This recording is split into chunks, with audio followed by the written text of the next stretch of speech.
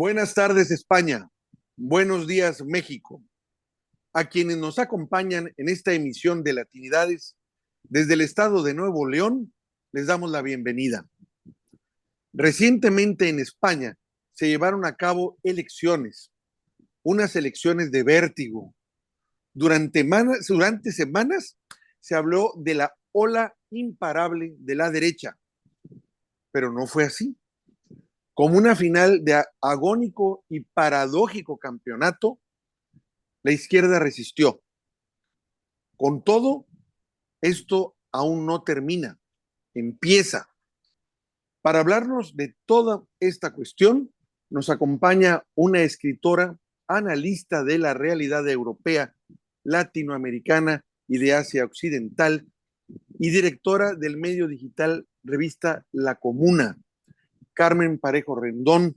Gracias por estar aquí hoy con nosotros. Buenas tardes. Buenas tardes, buenos días también, y muchas gracias también por invitarme y por tener esta charla, este coloquio que vamos a tener hablando de esto que está ocurriendo por estos lados. Como comenté, es una final agónica porque, bueno, el que ganó perdió y el que perdió ganó. Eso en términos de Latinoamérica no queda muy claro porque cuando gana un candidato realmente gana y cuando pierde, pues ya se perdió.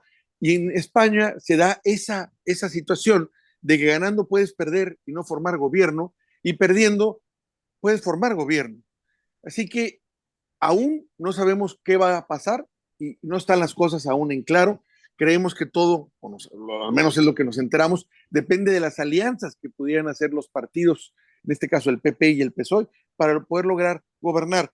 Pero ahorita que nos comentes de esto, de cuál es tu visión, no quiero dejar de solayar esa ola que nos vendían, de que venía un tsunami de la derecha que iba a arrasar, que iba a quedarse con España.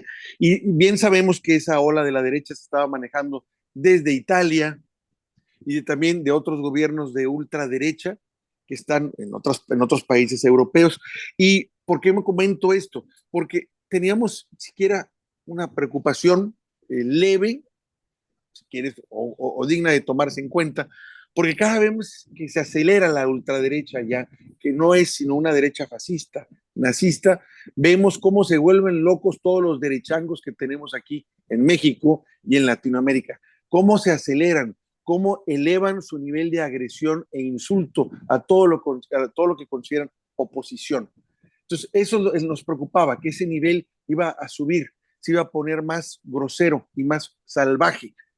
Y bueno, para hablarnos de todo esto, por eso te invitamos. ¿Cómo la ves? ¿Qué tienes que decirnos de todo lo que acaba de pasar en tu país? Sabemos que estabas tú de vacaciones, pero no creo que hayas estado desconectada de todo lo que No, sucedió. además era imposible. O sea, era imposible estar desconectada del todo porque además en la calle también se respiraba un poco ese ambiente, un ambiente también de miedo. Y creo que a diferencia de otros países europeos hay que recordar que en España el fascismo triunfó con el franquismo. O sea, tuvo esa diferencia que en el resto de los países, incluido Italia, en Italia acabaron con Mussolini, en Alemania acabaron con Hitler, pero aquí no, aquí Franco murió en la cama. Y todavía quedan ese miedo metido en el cuerpo. Yo recuerdo incluso de pequeña que mi abuela podíamos hablar de todo, de política, pero si nombrábamos a Franco cerraba todas las puertas. O sea, todos tenemos inculcado un miedo de algo que no ocurrió hace tanto tiempo, que fue no solamente la guerra, sino la dictadura. Y además esto también funciona muy bien a nivel electoral. O sea, yo también creo que independientemente de que es cierto que había un avance de esa fuerza política de Vox y que eso también generaba un ambiente en la calle, o sea, si veíamos por la calle, escuchabas a esos seguidores que son muy fervorosos, son muy violentos, no sienten ningún tipo de vergüenza a la hora de gritar y de exponer en público pues, absolutas barbaridades al respecto de lo que los quieren hacer a todos. Con esa tranquilidad que les da este país, porque se han acostumbrado, ellos ganaron la guerra y te lo recuerdan, ¿no? Entonces hay que tener en cuenta que eso aquí funciona, yo creo que un poco diferente a otros países europeos, por esa lógica interna de que aquí, de alguna manera, sí triunfó el fascismo. O sea, puede ser quizás el único sitio donde el fascismo en Europa triunfó, aunque fuese dentro de la lógica del franquismo, que no era solamente fascista, sino que había otras dinámicas, otras luchas internas, pero eso está presente, el miedo sigue presente. España es el segundo país después de Camboya en número de desaparecidos, sigue habiendo más de 100.000 personas en las cunetas y que no las sacan de ahí, y que si tú remueves el tema te atacan, ya no Vox, el Partido Popular, te dice que te dejes de mover la historia, que hay que mirar hacia adelante. Es muy difícil mirar hacia adelante cuando hay personas que todavía viven, o que ya tengan muchos años y que no saben dónde está su padre o que querrían enterrar a su madre, y ese tipo de situaciones. Y todos estos fenómenos internos afectan también a cómo estas olas o estas oleadas, donde hemos visto que hay momentos en los que las fuerzas de la tradicional socialdemocracia tuvieron auge, por ejemplo la década de los 80, después hubo un retroceso y vinieron los gobiernos de derecha, Aznar, Berlusconi, Chirac, y ahora después parecía que otra vez, y así todo el tiempo, eso que ha afectado y que España se ha adaptado un poco a las lógicas europeas. En el caso este es un poco diferente porque aquí funciona el miedo. Y la campaña electoral que hemos vivido ha sido una campaña del miedo. No ha sido una campaña donde te proponían vamos a hacer esto, vamos a hacer lo otro, sino van a venir estos y los otros te decían, pues si no nos imponemos nosotros, no vamos a acabar con los otros. Es una campaña del miedo. Y con respecto a lo que mencionabas de lo de del sistema que hay, ¿no? Que es un sistema parlamentario donde el presidente se le elige por la Cámara, entonces efectivamente las fuerzas políticas o las alianzas que se puedan hacer entre las fuerzas políticas tienen un peso mayor que elegir a un candidato u otro, por eso se gana o se pierde, y no es tan matemático como pueden ser los sistemas presidencialistas, ¿no? Que en Latinoamérica suelen ser así. Pero que realmente al fin y al cabo también es o sea, no solamente es legítimo, sino que en este caso nos salva de muchas cosas, porque por mucho que no esté todo dicho, es cierto que Vox, por ejemplo, tiene un techo para sus alianzas. Las fuerzas, por ejemplo, políticas independentistas, que son partidos con bastante representación, nunca van a estar o van a apoyar una alianza que incluya a Vox. Entonces el PP ahí está limitado, no puede incluir a Vox y a esas fuerzas. Y por el otro lado, también las fuerzas políticas que no son, que se consideran de alguna manera a la izquierda del Partido Socialista, tampoco tienen el techo de Vox. El techo de Vox impide y le va a impedir al PP poder hacer ningún tipo de alianza. Sería muy raro, a no ser que la hicieran con el PSOE, que tampoco tiene sentido.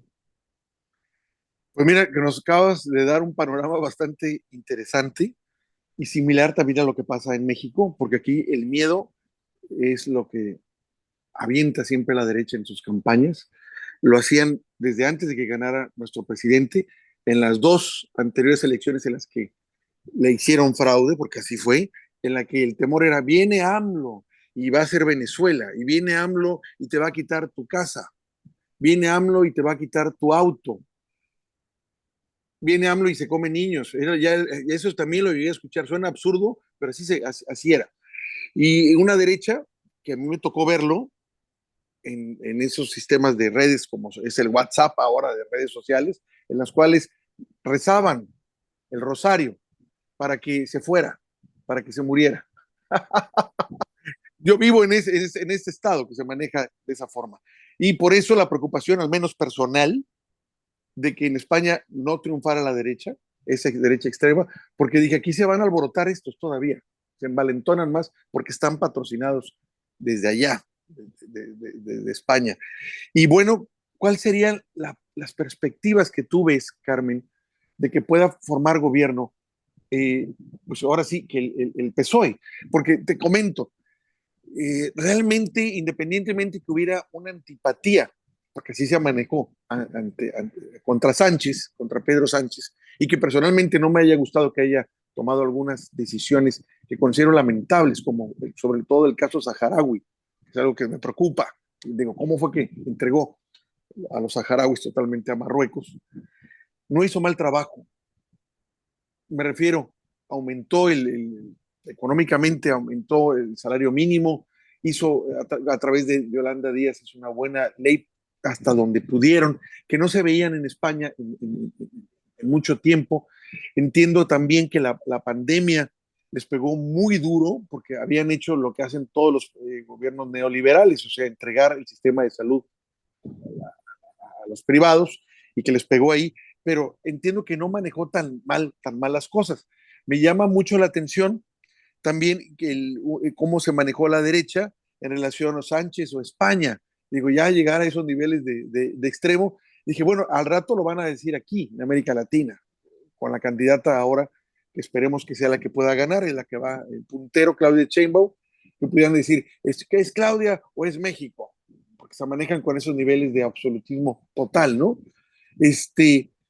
Y que no se considerara, vamos, eso a la mera hora, que hubiera, yo decía, bueno, ¿cómo es posible que la gente que se beneficia de un gobierno que apoya programas sociales o que les da un respiro, acepten en un momento dado la posibilidad de cambiar a un gobierno de derechas que no los ve como ciudadanos porque mercantiliza sus derechos, sino los ve como clientes de las empresas que crea, depauperando al Estado? Por eso no entendía qué es lo que estaba pasando. No sé si nos quieres tú comentar. Y sobre Bueno, es todo que aclarar que como cuando yo dije que Sánchez no estaba haciendo tan malas cosas, hiciste tú una cara como diciendo, no, por Dios, bueno, coméntanos, por eso estás tú aquí, para que nos puedas ilustrar.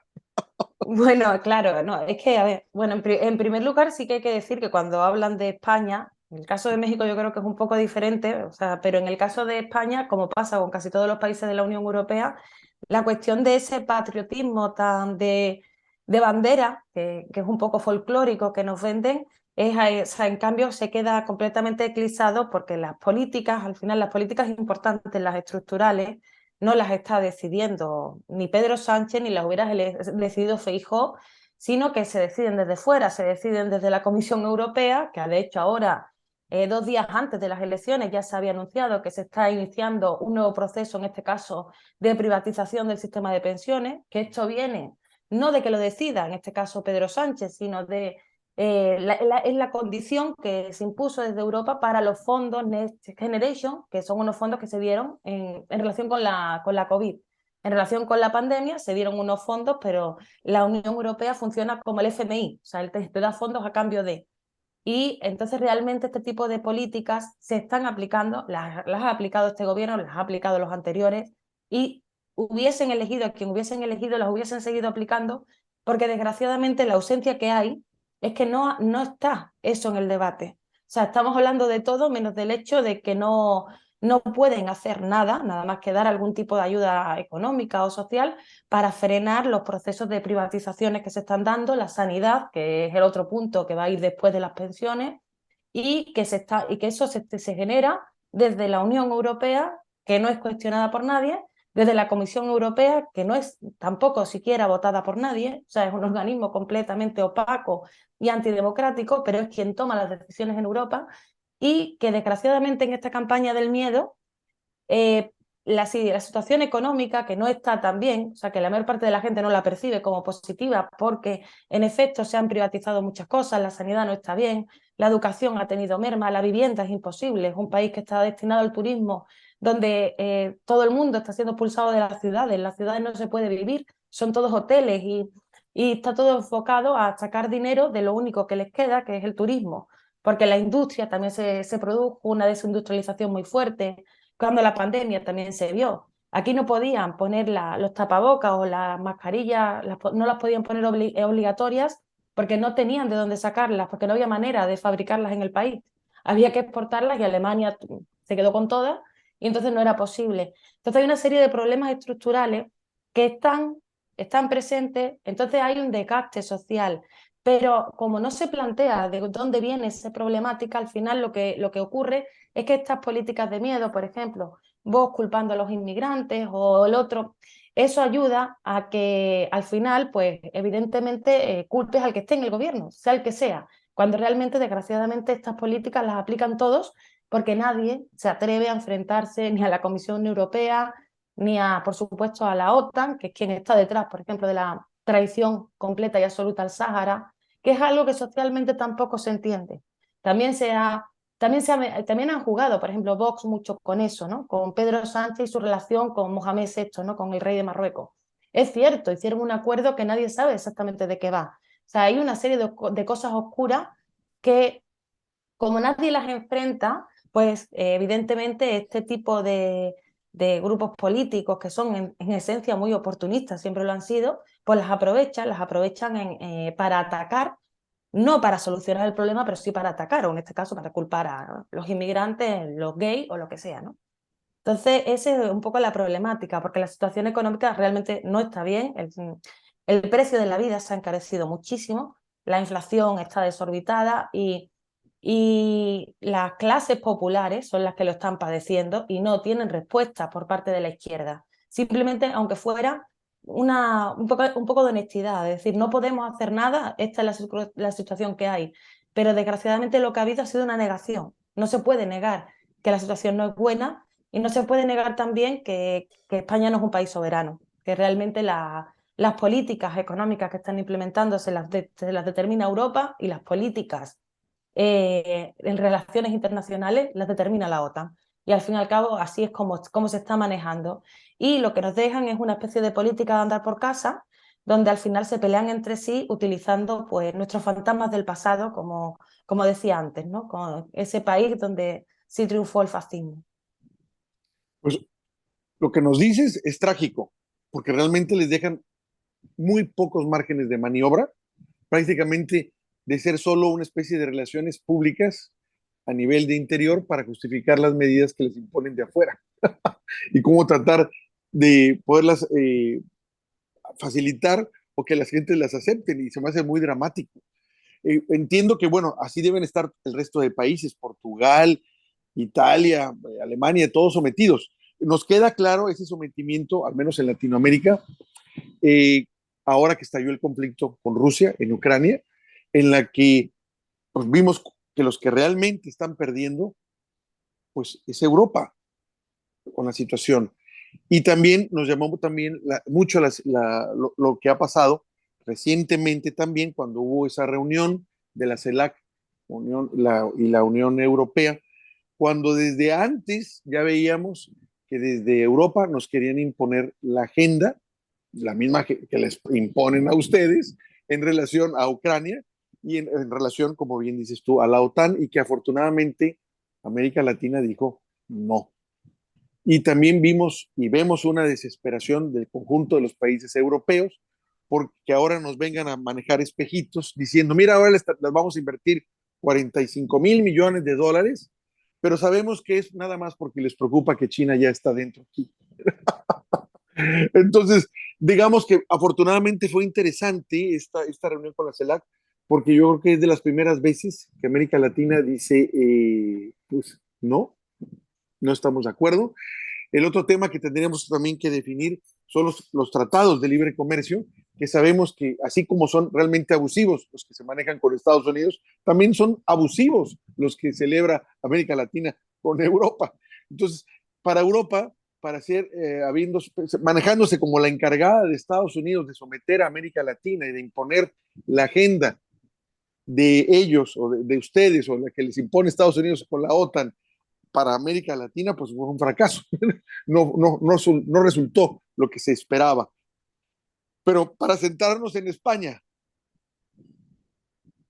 ya vemos que las cosas las ves difícil. ¿Ves tú alguna posibilidad de mejoría? ¿A qué me refiero? Si queda el PP, las órdenes que les dan desde Bruselas, lo único que van a hacer es acelerarlas o aventarlas así de manera obscena, ¿no? ¿Qué van? Les guste, no les Fíjate que guste, yo creo o que dime. A Bruselas, incluso a la OTAN, les gusta más cuando gobierna el PSOE que cuando gobierna el PP porque se genera cierta paz social. Es decir, hay menos protestas. Yo casi en algunos momentos he pensado que si hubiera ganado el PP, ahora por todas esas medidas que se van a implementar podrían generar cierto caldo de cultivo en las calles, porque las calles están muy dormidas, cosa que sí es preocupante, porque se está apostando mucho por tal o cual fuerza política, pero es cierto que esas movilizaciones que las hubo cuando en la época de la crisis económica, bueno, el 15M, mareas que se llamaban mareas, que eran protestas por la sanidad, por la educación, todo eso está olvidado y creo que lo que necesitaría España ahora mismo es que todo eso volviese.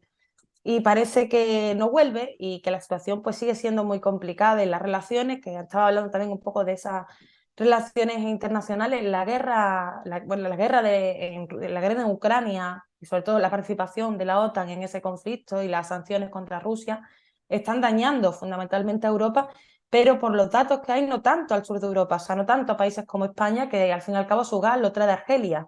Le daña más a España la amistad tan extrema que tiene con Marruecos y que le pueda generar un conflicto real con el lugar del que exportamos nosotros el gas, que es, importamos el gas, que es Argelia.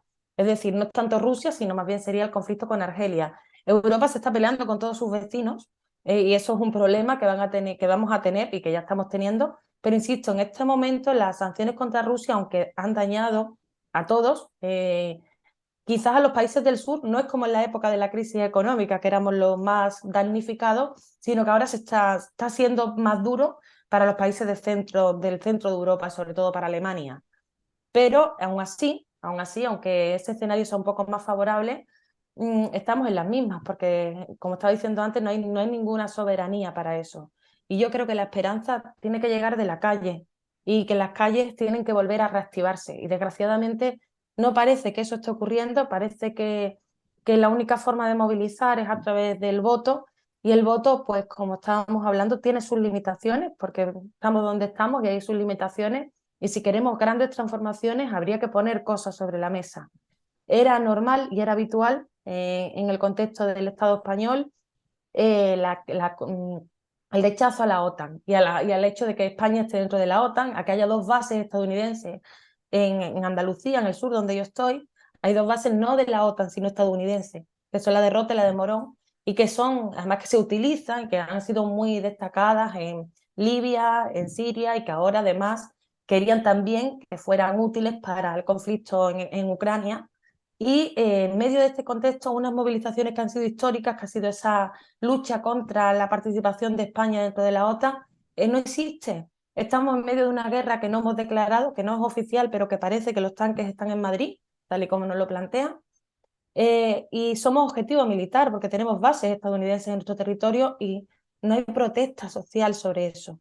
Entonces creo que esto también a mí me ha hecho mucho daño de esta campaña electoral y de los debates que ha habido entre los candidatos, sobre todo los temas de los que no se ha hablado. O sea, se ha hablado mucho de Vox y muy poco de todo esto que estamos hablando, muy poco de que están calentando motores contra una potencia nuclear como Rusia sin ningún tipo de responsabilidad y siendo Rota en Cádiz, en una ciudad española, siendo parte del escudo antimisiles estadounidense.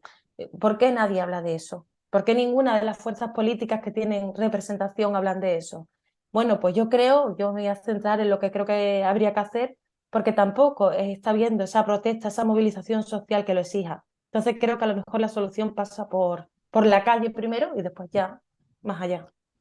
Eh, ¿Por qué no hay precisamente, dado el panorama que nos estás planteando, esa protesta social?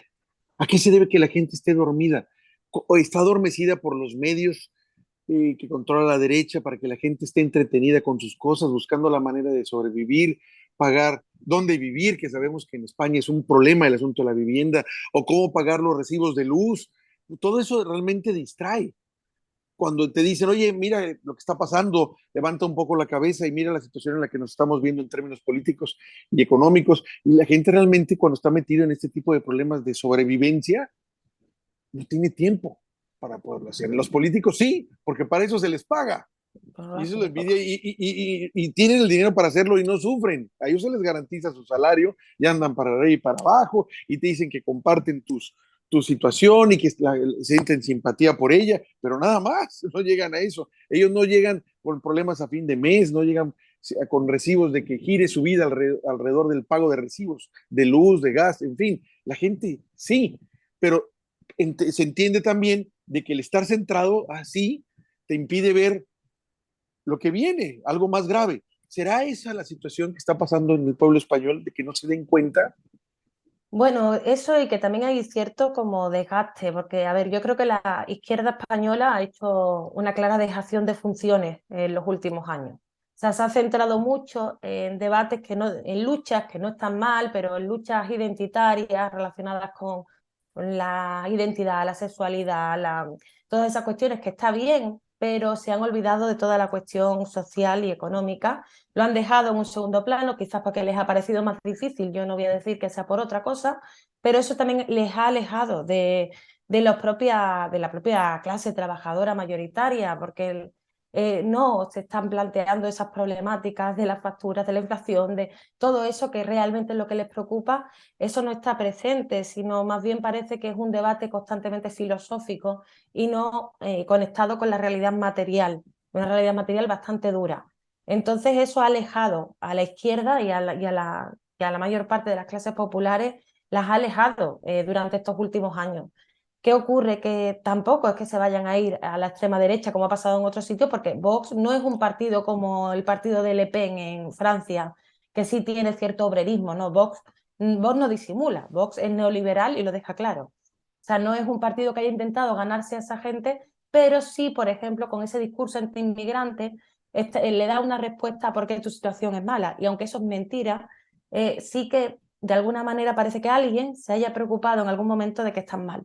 No solamente de si tienen problemas para vivir con libertad su sexualidad, sino si pueden comer mañana. Esta es la parte que está fallando. Yo creo que ha habido una dejación de funciones por parte de la izquierda mayoritaria y que desgraciadamente esas son las consecuencias son estas y que no hay protestas, los sindicatos están completamente vendidos desde hace muchos años, hace años que no hay una huelga general, es toda una situación que si nadie convoca también es muy difícil, nadie va a salir a nivel espontáneo, porque además tampoco hay tradición aquí de eso. Entonces yo creo que es una combinación de factores donde si hay que buscar responsables, yo creo que sería esa izquierda política que ha hecho dejación de funciones por completo desde la perspectiva de ocuparse de las situaciones materiales, pero también de ocuparse de la ideología, ¿no? De transmitir otros planteamientos y no solo estar respondiendo a lo mainstream o a lo que digan los medios de comunicación.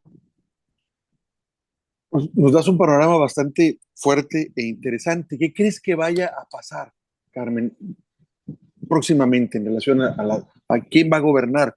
Y porque me dejas impresionado, realmente los márgenes de maniobra son muy pequeños y Yo creo, lamentables. Ajá. Digo, estamos viendo desde América, vemos cómo, ¿no? De hecho yo ya he hecho alguna charla hace varios meses en las cuales digo, ya estamos en la Tercera Guerra Mundial. ¿Cuántos países participan? Nomás de Europa. No se ha ido a otros escenarios, pero no falta que en un descuido sea así en cuanto haya algún error militar o adrede una observación militar para que entre otro país. Entonces, digamos que es cuestión nomás de tiempo a que suceda una de las dos cosas.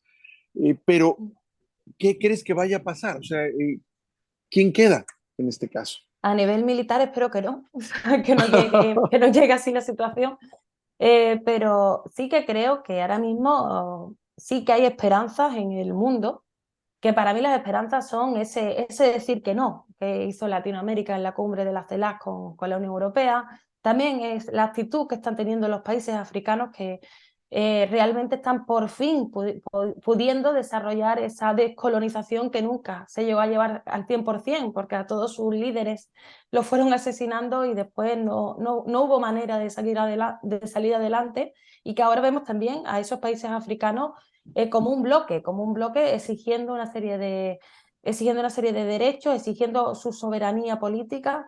También está ocurriendo con Asia. Hay otro contexto a nivel geopolítico internacional, es verdad, el banco de los BRICS por lo menos da opciones. Y entonces cuando tú tienes opciones tienes más posibilidades de poder decir que no a veces, ¿no? Y yo creo que en todo este contexto general esto también va a acabar repercutiendo en el contexto europeo, porque Europa se ha desarrollado a lo largo de su historia en base a acumular mientras desacumulaba de otro lado, de América, de África, de Asia, y creo que en este cambio que se está dando en el mundo, Europa tiene que repensarse a sí misma y empezar a trabajar de otra manera, y eso también va a hacer repensar la soberanía interna y formas para garantizar una un trabajo de verdad de las capas populares europeas en una construcción de una nueva Europa que es necesaria, porque además va a ser necesaria en tanto que el resto del mundo que estaban acostumbrados a saquear ya no va a consentirles eso. Entonces creo que ahora mismo mi esperanza viene más de ustedes que de nosotros, o sea, de lo que ocurra por fuera y cómo eso al final tenga consecuencias en que aquí despertemos un poco de este letargo.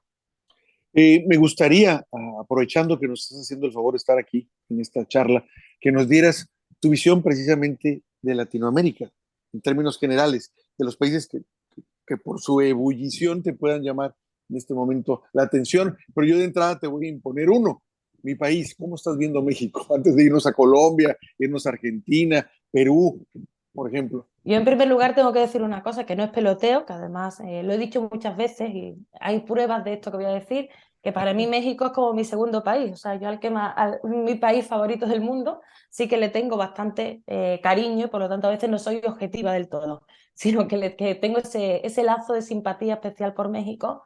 Y México es una de las grandes potencias de América Latina, está ahí en medio de un proceso de cambio que también entiendo que es muy difícil, o sea, México tampoco tiene esos márgenes como nos gustaría que hubiese para poder hacer cambios radicales y profundos de un día para otro, es algo que va a llevar su tiempo, pero estáis en camino. O sea, yo por lo menos lo que siento con México es una esperanza, es ese camino, es un camino que se está recorriendo y donde sí que veo que no es solamente se trata de políticos, sino que también de un impulso popular, de un agotamiento en un momento determinado del modelo neoliberal impuesto que está generando una alternativa, aunque sea una alternativa en construcción.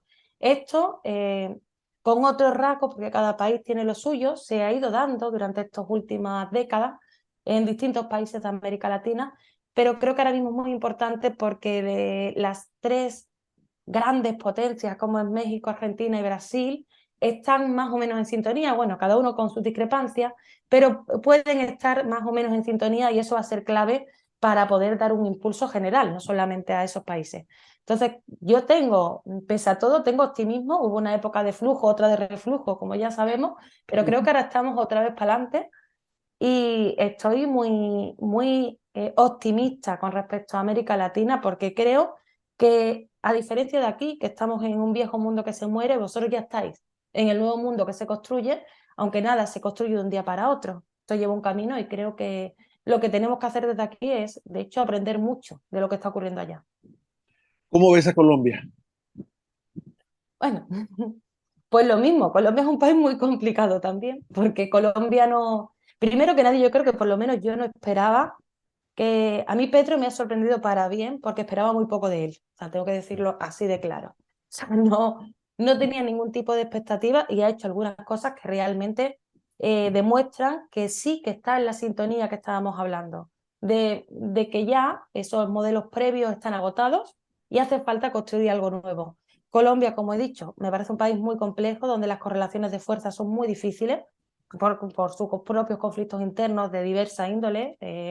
El tema sobre todo también del narcotráfico, la presencia de Estados Unidos, cómo ha sido utilizado como una base de movimiento y de maniobras, cómo eso también ha generado una lumpenización también social importante. Hay varios elementos que hacen que el caso colombiano sea especialmente delicado, pero yo también creo que van hacia adelante y que, insisto, y que yo de Petro, de entrada, por lo que le había seguido hasta el momento, esperaba que iba a ser algo así como un Boric y realmente me ha sorprendido para bien. Ujú. Estoy bastante contenta con determinadas cosas concretas que ha hecho Gustavo Petro. ¿Cómo ves a Perú? Bueno, Perú yo creo que está todavía pendiente de que le pase eso, ¿no? De que lleguen al colapso real. Parece que están siempre en colapso, pero creo que todavía no han llegado al colapso necesario o al agotamiento del modelo para que verdaderamente se pueda construir esa alternativa. Lo que se ve, o por lo menos la percepción que yo he tenido, ha sido que ha habido mucha improvisación, no ha habido un plan específico y bueno, y ahí están las consecuencias, ¿no? Y no sé qué pasará en Perú, porque cada día nos sorprende con algo nuevo. O sea, yo creo que es pero yo creo que lo que ocurre con Perú es que todavía no ha llegado el momento en que la gota que colmó el vaso va a llegar. Estoy convencida de que llegará y estoy convencida de que todo el proceso que se ha dado hasta este momento ha servido y va a servir para seguir acumulando esas fuerzas que van a necesitar para iniciar su camino. ¿Cómo ves a Brasil ahora con Lula, con el retorno de Lula? Bueno, Lula internamente tiene también muchas complicaciones, tampoco tiene todas consigo, se ha visto obligado a hacer unas alianzas muy amplias donde hay muchos sectores, pero Brasil también es un país que históricamente a nivel, por ejemplo, de política internacional ha intentado mantenerse bastante independiente, incluso en la época de Bolsonaro, pese a algunos momentos, mantenía cierta independencia y creo que eso va a ser necesario. Y creo que Lula es una buena figura para darle una relevancia internacional y geopolítica y geoestratégica a Brasil. Creo que lo está intentando. Esto, por ejemplo,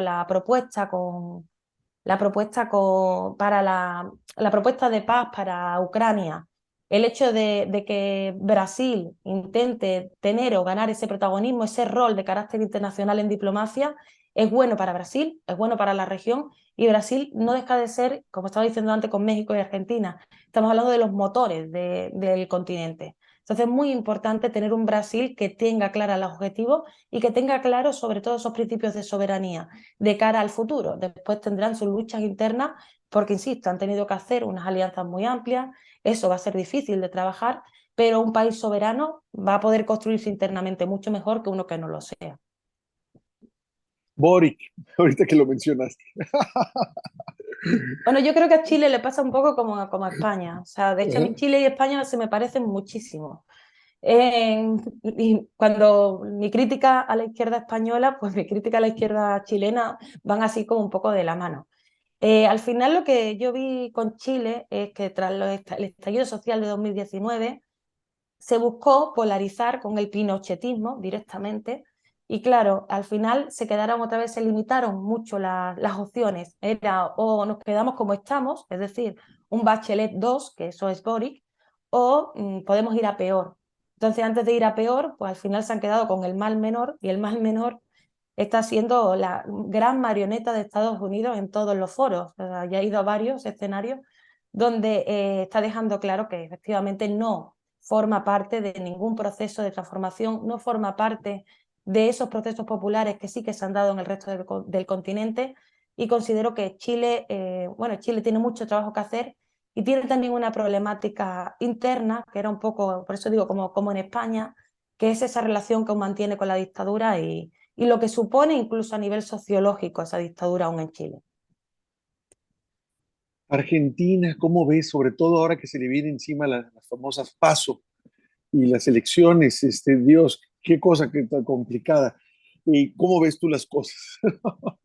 Argentina, que siempre me ha parecido un país muy difícil, muy, muy difícil, porque ni ellos mismos se aclaran, creo yo. Y yo espero que Argentina siga en la senda en la que está, que sin ser perfecta, que no lo es, tiene muchísimas cosas que criticar, es mejor que otras situaciones. Yo recuerdo un amigo argentino que decía, no recuerdo bien exactamente cómo era la cosa, pero es que claro, lo terrible era despertarse y pensar que seguía gobernando Macri, ¿no? Y no está Macri, por lo menos ya no está Macri, pero aún así siguen teniendo unas problemáticas. Alberto Fernández ha dado de sí lo que ha dado de sí el hombre, dejémoslo ahí, pero sí que considero, ¡Ah, qué bárbara! Ok, dale, por favor. sí que considero que mientras se pueda mantener, aunque sea esa izquierda descafeinada o como queramos llamarle, dentro de las esferas de poder, hay esperanza. Si no, es más difícil porque se van a seguir implementando determinadas cosas y creo que a Argentina le va a influir mucho también lo que ocurra a su alrededor. Creo que eso, que es un país difícil, que no tienen también otra vez, estamos en lo mismo, no hay correlaciones de fuerzas, no hay una serie de cosas que hay que trabajar, pero que bueno, que veremos a ver qué pasa, pero esperemos que se mantengan, por lo menos se mantengan como están. Aquí, bueno, aquí hay un refrán que dice, Virgencita, que me quede como estoy. Pues esperemos que Argentina por lo menos eso. Después ya, si va mejor, bien. Pues si no, ya estaríamos hablando de otra situación. Mira, me llama la atención y se me hace muy interesante que a pesar de lo convulso que ve la zona, manifiestas que podemos manejar una esperanza que Europa no tiene y que podemos ser referente incluso para ustedes dentro de los procesos que se están viviendo aquí en Latinoamérica, que no dejan de ser movimientos liberalizadores de alguna forma, de mover las placas tectónicas a las que hemos estado sometidos desde la colonia, para acabar pronto, y que de ahorita de alguna forma se empiezan a mover. Cuando digo de la colonia se fue a España, pero siguen herederos de los que se sienten españoles aquí, y eso es muy claro en Perú. Entonces llama la atención que Europa pueda voltear a ver a América Latina. De hecho, lo he escuchado, ese comentario, en ciertos pensadores o políticos de izquierda, que dicen, hoy los volteamos a ver. Digo, sobre todo entiendo ahora, dada la situación coyuntural que viven allá, en la que están realmente encadenados de alguna forma. Es que es eso, es que vosotros os movéis. Has dicho tú varias veces movimiento, placas tectónicas, hay un movimiento, esa es la esperanza. La esperanza es que desde ese punto se puede construir. Desde el punto en el que nosotros nos encontramos no puedes hacer nada. O sea, no hay esperanza, por lo tanto. Entonces yo creo que sí, que efectivamente, porque además, dices tú, estás describiendo escenarios convulsos. Sí, pero son convulsos porque hay ese movimiento, porque hay una lucha, hay algo que ganar, ¿no? Entonces, ojalá tuviéramos esa lucha desde esa perspectiva, que no la tenemos y eso hay que aprenderlo de ahí, teniendo además, como tenéis, una historia mucho más complicada que la nuestra, por toda la historia, ¿no? Entonces, teniendo un contexto mucho más difícil, en América Latina se están moviendo, mientras que en Europa, que tendríamos que tener las cosas más fáciles, estamos quietos esperando a verlas venir, ¿no? Un poco. Entonces, pues sí, creo que tenemos que aprender de ustedes mucho. ¿Cómo ves tú lo que se está manejando ahora? Los analistas mencionan del nuevo orden mundial que ya está en relación a Rusia, China, India, y cómo les afecta a ustedes allá en España y en Europa, para acabar pronto, porque no puedo decir nada más de España, porque en el paquete ustedes iban todos ahí, de alguna forma. Ustedes van todos en paquete. O sea que si en un momento dado tiene problemas Alemania, ustedes están sumamente afectados. Claro, o sea, esa es también la lógica de la Unión Europea, que, bueno, que yo creo que debería morir para salvar Europa. O sea, la Unión Europea es un mecanismo completamente erróneo, no es un mecanismo de los pueblos y ojalá también eso cambiase, porque entonces también podríamos empezar a construir.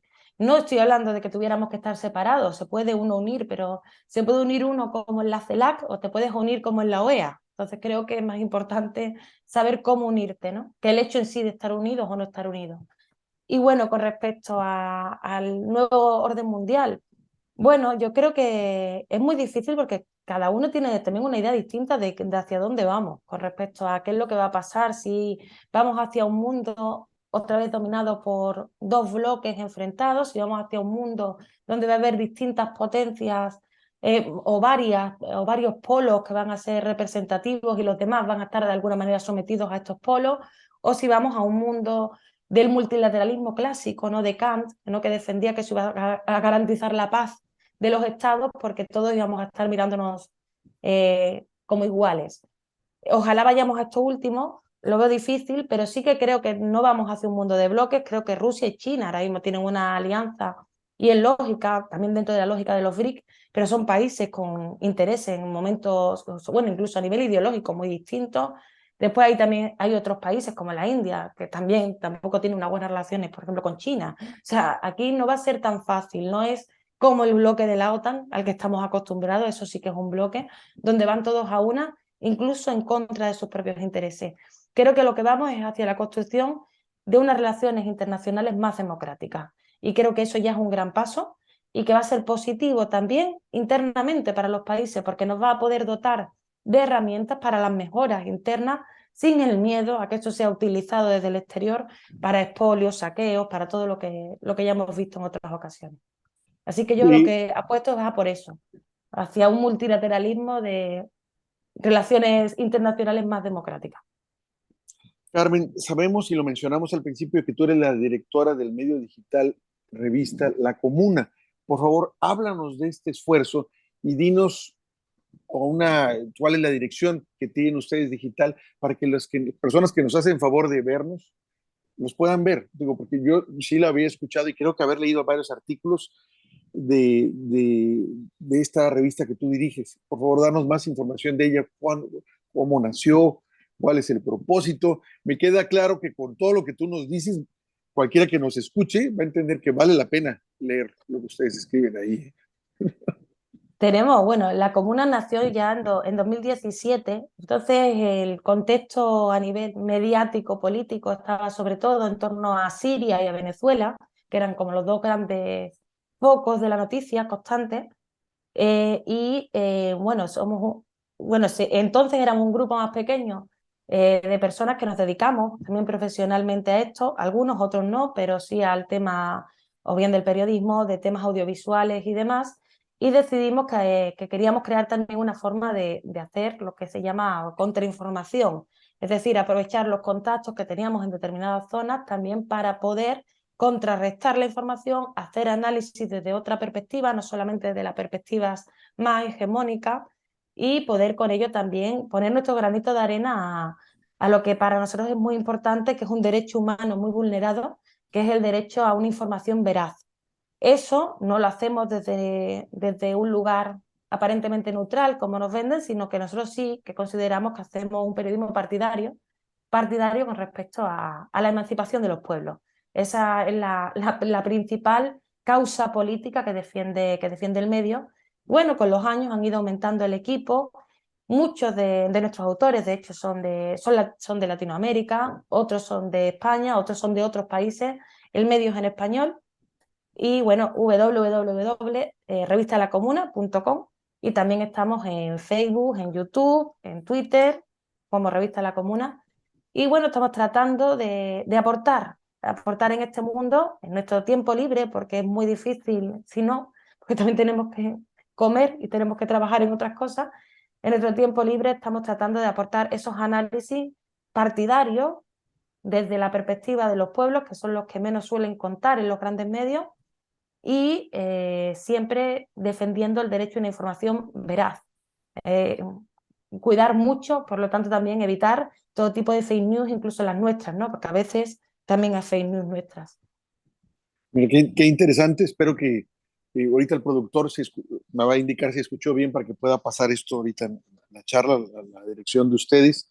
Y vamos, nos acabas de darte un enfoque bastante claro, muy bueno. Ahora entiendo por qué me hizo favor de recomendarme contigo, Sergio Rodríguez Gelfestein.